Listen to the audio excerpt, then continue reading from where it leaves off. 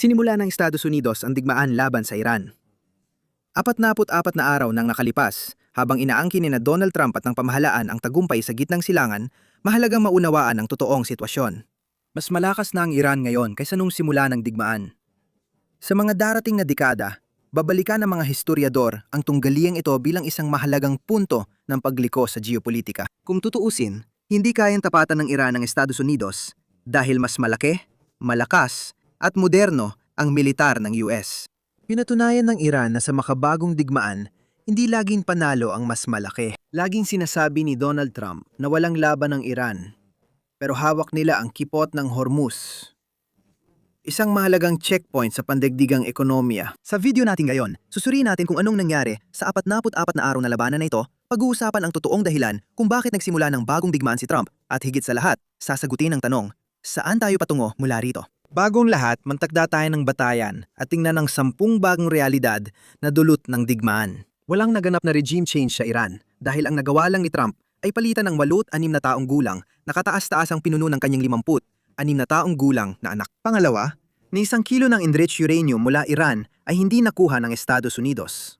Nabuksan ni Trump muli ang kipot ng Hormuz.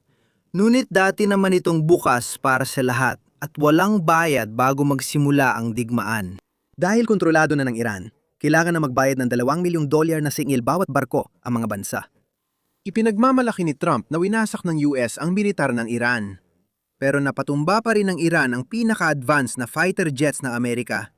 Kahanga-hanga para sa mga taong sinasabing galing sa panahon ng bato. Nawasak ng 13 base militar ng US sa gitnang silangan at karamihan ay hindi na matirhan. Ayon sa ulat ng New York Times, pansamantalang inilipat ang mga sundalong Amerikano sa hotel rooms. Nabuwag ni Trump ang NATO dahil tumanggi ang mga kaalyado ng Amerika sa Europa na magpadala ng militar at suportahan ang bagong digmaan sa gitnang silangan. Nailabas ni Trump ang mga Iranian sa lansangan ng Tehran para magprotesta. Pero sa pagkakataong ito, nagpoprotesta sila bilang pagsuporta sa kanilang pamahalaan. Inamin ni Trump na inarmasa ng US ang mga Kurd para magpasimuno ng gulo sa Iran. Ngunit tumanggi ang mga Kurd at pinanatili ang mga bagong armas na ibinigay ng US President. Napataas ni Trump ang gastusin sa pamumuhay ng lahat na Amerikano dahil sa sumisirit na presyo ng gasolina at implasyon. Sa huli, gumastos si Trump ng $30 bilyong para sa bagong digmaan na hindi naman naabot ang layunin ng militar ng US at nagdulot lang ng mas malaking kaguluhan sa mundo. Para buodin ang lahat ng ating natutunan sa nakalipas na 44 na araw, pakinggan na lang natin ang matinding ulat na ito mula sa Sky News. Aniya, lubos tayong nagtagumpay sa lahat ng aspeto ng diplomasya. Kung titingnan natin ang lahat ng sinabi ng Pangulo nitong mga nakaraang linggo tungkol sa mga layunin ng Amerika at palagi itong nagbabago. Pero kung pagsasamahin natin ang lahat ng iyon, ang totoo, wala ni isa sa mga layuning iyon ang malinaw na natupad. At ang ilan sa mga iyon ay mas masama pa ang kalagayan ngayon kaysa noong nagsimula siya. Kaya pwede niyang iangkin ang tagumpay hanggat gusto niya. Pero marami sa mundo at sa Amerika ang siguradong hindi sasang-ayon habang iniisip ang epekto nito sa mga susunod na araw at linggo. Sa papel, mukhang estratehikong panahon ito para sa Estados Unidos. Marami ang nagtatanong kung bakit ito ginawa ni Trump. Para sagutin ang tanong, basahin ang ulat ng New York Times na paano dinala ni Trump ang US sa digmaan sa Iran. Ito ang pinakamahusay na ulat para maintindihan ang katotohanan. Nagsimula ito noong Pebrero, 11 nang bumisita si punong ministro Benjamin Netanyahu sa Washington, D.C. Mahigit 30 taon na niyang hinihikayat ang US na atakihin ang Iran.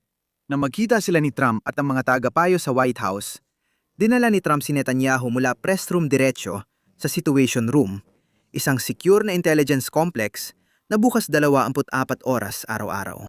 Bihira lang payagan ng banyagang leader sa Situation Room dahil ito'y para lang sa presidente ng US at mga tagapayo niya sa mahahalagang desisyon sa pambansang seguridad. Sa di malinaw na dahilan, binigyan si Netanyahu ng VIP treatment, umupo sa ulo ng mesa at nagbigay ng 1 oras na presentasyon para kumbinsihin ang Estados Unidos na sumama sa Israel sa digmaan laban sa Iran. Binigyan ni Netanyahu si Trump ng 3 prediksyon na nagpatibay agad ng kumpiyansa ng US Presidente.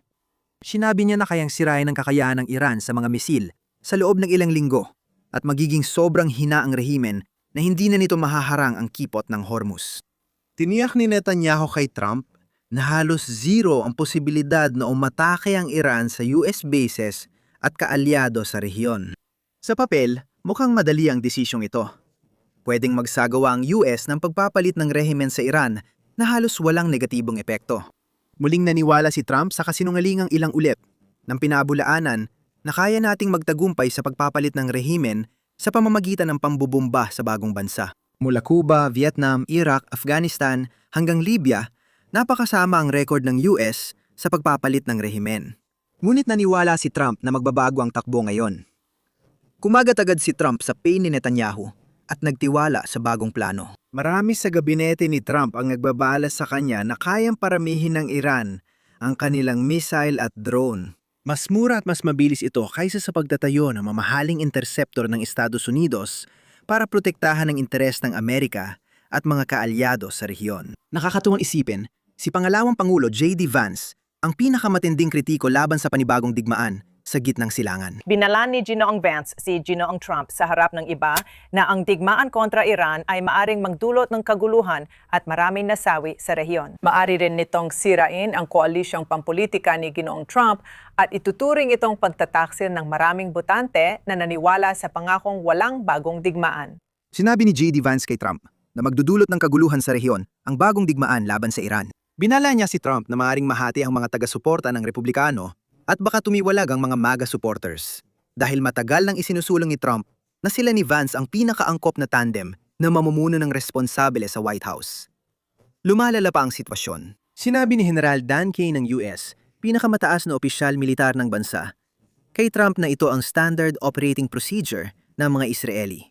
Sobrang nilang pinapaganda ang alok nila at hindi maayos ang plano nila. Alam nilang kailangan nila tayo, kaya todo sila manggumbinsi. Kahit napakarami impormasyon mula sa US intelligence na nagsasabing malabo ang pag-atake sa Iran at malabong makamit ang tagumpay militar, hindi pinakinggan ni Trump ang mga payo at mas lalong sinuportahan ang plano ni Netanyahu. Sa totoo lang, matagal nang gustong atakihin ni Trump ang Iran bago pa siya naging US presidente. Panurin ang 1,985 na panayam sa 60 Minutes kung saan 39 na taong gulang pa si Trump at una niyang ipinahayag ang hangarin niya hinggil sa Iran. Bakit hindi tayo pumasok at kontrolin ang ilan sa langis nila na nasa baybayin? Paano mo gagawin yon? Magpapadala ka ba ng Marines? Susugal ka ba sa digmaan? Hayaan mo na sa kanila ang Iran. Kunin mo ang langis nila. Paano? Paano? Ibig kong sabihin, gusto ba natin ng digmaan? Ano ba talaga ang ibig nating sabihin? Pumasok ka. Paano tayo papasok? Magkakaroon ka ng digmaan kung mahina ka. Sige, paano tayo papasok? Anong gagawin natin? Sorry, magkakaroon ng digmaan sa gitnang silangan. Paano kung sabihin ng Unyong Soviet, kapag ginawa mo ito sa Iran, makikialam kami? Hindi ako naniniwala na gagawin nila yon. Pag umatake ulit ang Iran sa bansang ito, pasukin mo at kunin ang isa sa malalaking pasilidad ng langis nila at panatilihin mo. At bawiin mo ang mga nawala dahil marami nang nawala dito dahil sa Iran. Kita mo, si Trump ay neocon talaga. Sa clip na ito, matagal na niyang gustong pabagsakin ang rehimen ng Iran at kunin ang langis nila ng mahigit 4 na dekada. Hindi na dapat ikagulat ito dahil ito rin ang estratehiyang ginamit sa simula ng taon. Nang ilunsad ni Trump ang pagsalakay sa Venezuela, dinakip si Pangulong Maduro at kinuha ang kontrol sa langis ng bansa. Nananiwala akong sobrang kumpiyansa ni Trump na maulit ng US military ang tagumpay nila sa Venezuela, sa Iran, kahit magkaibang dalawang bansa. Doble ang laki ng Iran kaysa Venezuela, may 93 milyong tao.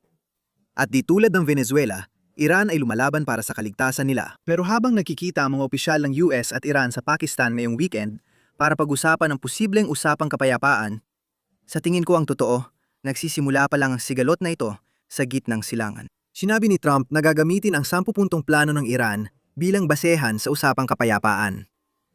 Ngayon, naglabas ang Iran ng 4 na pulang linya para sa kapayapaan sa rehiyon. Una, kapangyarihan sa kipot ng Hormuz.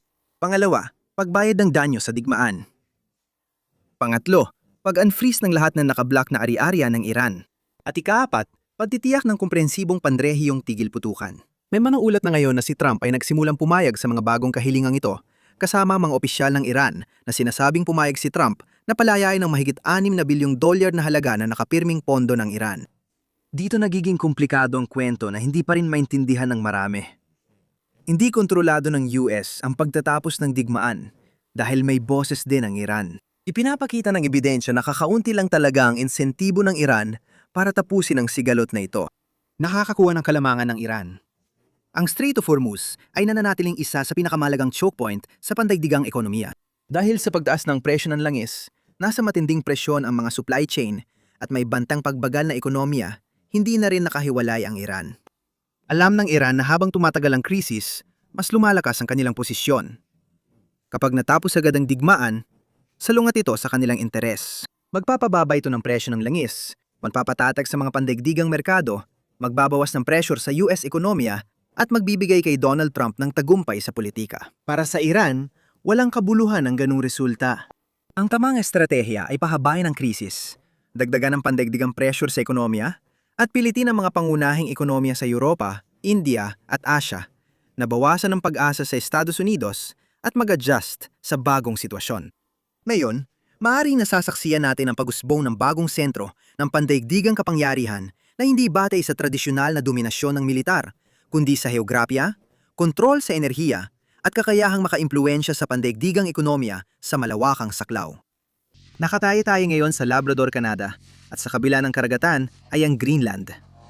Isa ito sa pinakamahirap puntahan na lugar sa buong mundo. 3 araw akong naglakbay, maraming biyahe sa eroplano, at pakikipagsapalaran ng dinaanan bago makarating dito. Sa sobrang layo, kailangan pa naming mag-snowmobile papunta roon. Kaya sa video natin ngayon sa YouTube, dadalhin namin kayo sa likod ng mga eksena. Ipapakita namin sa inyo ang isang kumpanya na tinatawag na Saga Metals. Ngayon, kamangha-mangha ang Saga Metals dahil nabuo nila ang isa sa pinakamagagaling na mga team. Meron silang mga kahangahangang geologist. Ngayon, nandito tayo sa maaring isa sa pinakamalalaking minahan ng titanium sa Hilagang Amerika. Sa video na ito, ipapakita namin ang likod ng eksena at ipapaliwanag ang mahalagang impormasyon tungkol sa kumpanyang ito at epekto nito sa pandaigdigang ekonomiya. Mike, saan tayo pupunta ngayon, pare? Punta tayo sa Trapper Zone para tignan ang drill program. Sige, tara na at simulan na natin. Gawin na natin to. So mga pare, nandito tayo sa tuktok ng bundok kung saan naroon ang NORAD Radar Warning Station. Mike, paki-explain kung gaano kalaki ang lugar na ito. Gaano kalawak ang sakop ng proyektong ito? At ano ang meron kayo rito? Kaya ngayon, nandito tayo sa Radar Project. Nasa loob tayo mismo ng Trapper Zone. Kung saan tayo nagsimula ay tinatawag naming Trapper North. At naglakbay tayo pababa hanggang sa pinakatimog na bahagi ng zone sa Trapper South. Ang buong zone na ito ay tumutukoy sa halos 3 kilometro ng oxide layering strike. At para mailarawan ito, yung istasyon ng radar doon ay kung saan matatagpuan ang Hawkeye Zone. Diyan namin ginawa ang aming unang maiden drill program noong Enero hanggang Marso ng 2025. Iyon ang patunay na ang titanium, vanadium, at iron mula sa proyektong ito ay nasa sistema at naging malaking tagumpay ito. Nandito kami ngayon sa Trapper Zone dahil naging matagumpay yon. At sa unang 2 quarter pa lang na nag-drill kami dito sa Trapper Zone, muli napakalaking tagumpay. Nagkaroon kami ng 25 sa 25 na butas na tumama sa oxide mineralization na siya talagang hinahanap namin. At kapag tinignan mo itong 3 kilometrong bahagi, paikot ito na parang hugis kabayo at bumababa sa timog na bahagi ng aming claim at umaakyat pabalik malapit sa istasyon ng radar doon at pataas sa Hawkeye Zone. Iyan ay kumakatawan sa mga 16 na kilometro. At ngayong nandito na talaga tayo, makikita mo at maiisip kung gaano ito kalaki. Hi mga kaibigan, andito tayo sa trail papunta sa drilling site kasama si Make. Make, pwede mo bang ikwento kung ano meron dito? Nandito lang tayo sa Trapper Trail at ito ang iyong survival tent. Nakasetup ito dito para kung sakaling may mangyari sa gabi o habang nagdi-drill kayo, kung kailangan ninyong maghanap ng masisilungan at manatili doon, handa na ito. May tubo sa kabila at maliit na kalan sa loob para painit. Dito nagpapahinga, kumakain ng hapunan at ginagawa ang iba pang bagay ang mga tao. Pinapakita nito kung gaano kaseryoso ang sitwasyon sa makapal na kagubatan ng Labrador at ang hirap magpatakbo ng drill program sa gitna ng taglamig, di ba? Pinapakalat natin ang mga butas na ito para maisip mo ang resource bilang parang cube sa ilalim ng lupa habang bumubuo ka nito. Kaya hindi mo basta pwedeng mag-drill ng isang butas sa 45 degree. Kailangan nating lagyan ng pangalawang butas sa parehong lugar at set up sa 70 degree na pagkahilig para masimulan mong makita ang itsura ng 3D model na yon. Nakuha ko? Kamangga-mangga. At kung nasaan tayo ngayon ay nasa butas bilang 30 tayo. Kaya R00 30. Sa madaling salita, ang pad na ito ay nasa pinakatimog na bahagi ng Trapper South. Sige, kung ano ang nagawa natin dito sa ngayon, ang ginawa ni Parker ay kinuha niya ang core para sa unang 23 metro. Hindi pa tayo nasa zone, pero ito ang host rock mo, Gavro Norite, na makikita dito.